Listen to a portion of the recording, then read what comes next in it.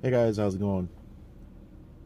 Okay, this is part two on tips on how to buy a van. Um, Video's getting a little long, so I thought I'd do a second part. Now, when you're looking at a van to buy, um, or any vehicle, you have to have trade-offs, or if one of the headlights is not working, but the vehicle is good in every other way. Okay, it's 20 bucks or 12 bucks for a new headlight, no big deal.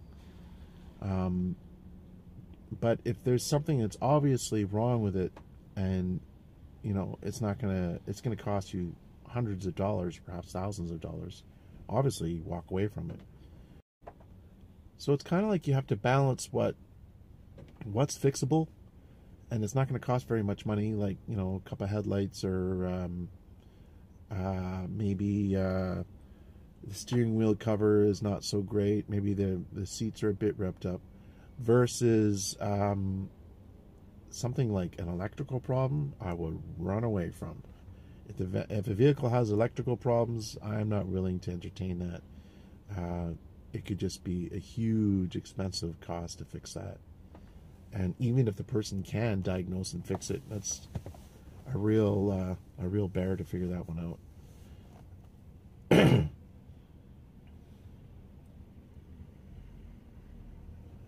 Another thing is to ask the guy to see receipts of any maintenance that's done on the vehicle, like oil changes, any tune-ups. I've rarely run into the situation where someone's had all the receipts for all the maintenance they've done to the vehicle. But if they do, that is a very good sign. That means the person is meticulous and they are looking after the vehicle well. Now, if you go to a vehicle and it's absolutely filthy, I wouldn't buy it.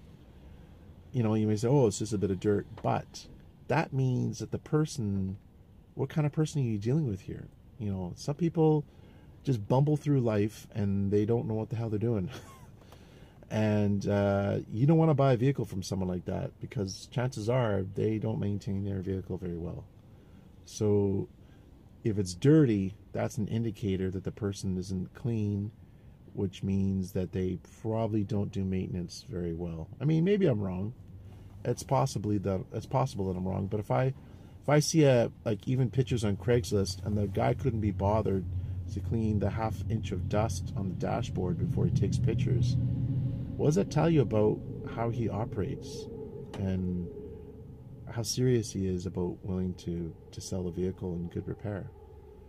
Of course, there's the other end of the spectrum where you go to the dealership and everything's armor-alled and everything looks really good because they want to sell it. They know that clean cars will sell better, but maybe they're hiding something. So there's always two sides, right? So having records and the cleanliness of the vehicle is important. Check underneath the vehicle and see if there's any wet spots on the pavement underneath it, and also just above it, just to see, like in the engine area or anything like that. Look for wet spots. There shouldn't be any wet spots. When I was looking for my last batch of vans for this van, one guy, I almost bought that van, and then I noticed that there's a big wet spot under the master cylinder where the brake fluid is. And I said, "Oh, what's that wet spot there?" And the guy goes, "Oh, da da da da da." And, it's one thing to have a leak, but it's another thing just to kind of slough it off and not take responsibility for it.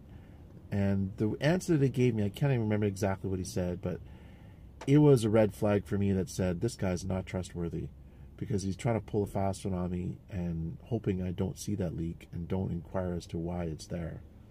And after that comment, I was like, okay, so this guy's not trustworthy.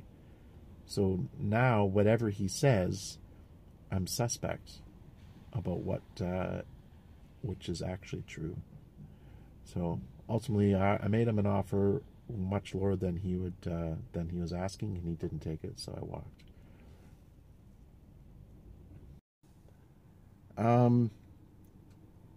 One thing to consider is how you want to transport the money. Do you want to use certified check? That's probably a good idea for most people. Most often what I've done is I just, once the deal is about to go down, I would go to a shopping plaza that has my bank and an insurance place in the same area.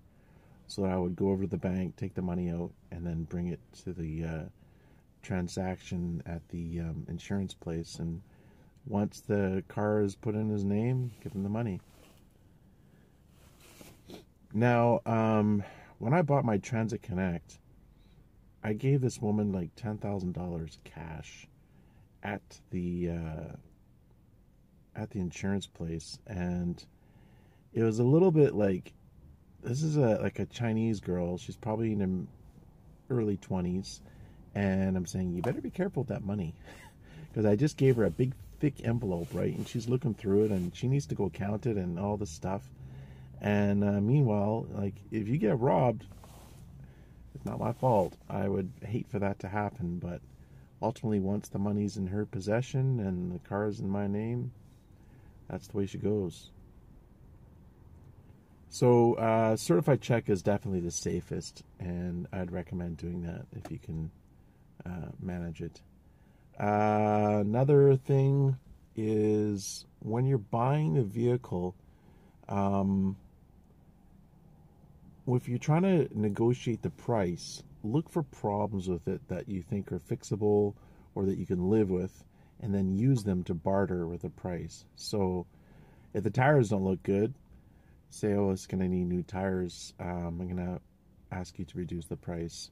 And come up with a few things. Like, if you can come up with 2 or 3 things, and you could probably get the price down by $1,000, depending on the person. Now, some guys might say, forget it, buddy, I'm going to sell it to someone else, and that's it. So it really depends on who you're buying from. Another thing to think about is the amount of kilometers, or for you Americans, the miles. For me, if I'm going to buy a vehicle that I want to spend the time to build out, it's got to have absolutely no more than 200,000 kilometers. I don't know what that is in miles. You can do a conversion if you like. Because it really takes a long time to build a van, like 500 plus hours. So if I'm going to sink that much time into it, I want to make sure it's going to be around for a while, and that it's going to be reliable. And one of the key factors to making sure it's reliable is that it has lower kilometers, as low as possible. Basically, you want to spend as much money as you can to buy a van with the lowest amount of kilometers, from a person who's trustworthy, and from a person ideally who has kept records, especially of oil changes and tune-ups and everything else, but definitely oil changes, and hopefully transmission fluid change as well. So having said all that, all things being equal, what is the van that I would buy? Well, I would buy a Chevy, and I would try to buy like 4.8 liter 8-cylinder.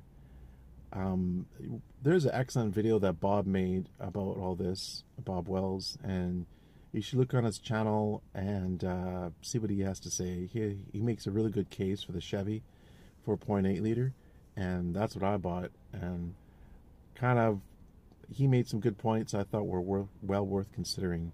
And all things considered, I think it was a good decision to buy this van that I have now. One other thing I'll add is, if at all possible, try to buy a van with the barn doors that open outwards in the back rather than the sliding door.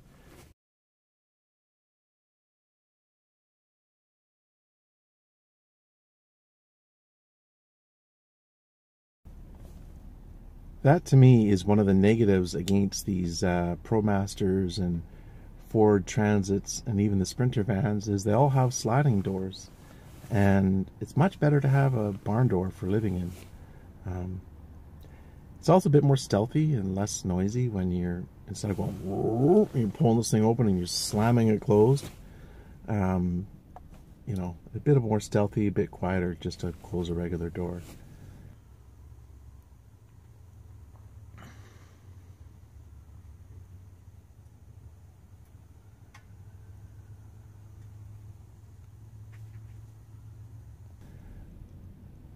Anyways, guys, that is the end of my series on tips to buy a van.